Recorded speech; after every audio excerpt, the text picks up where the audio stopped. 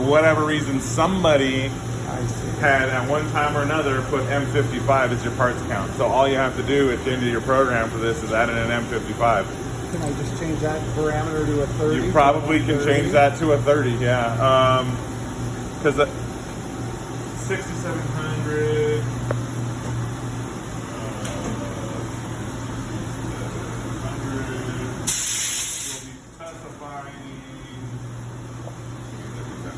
Look at my manual real quick.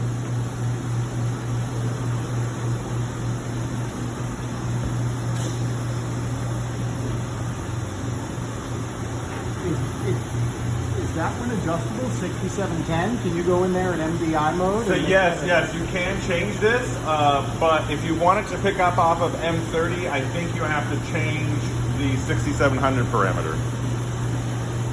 So that, because otherwise, if you just put in M30, it might get an alarm. But Nook is crazy like that.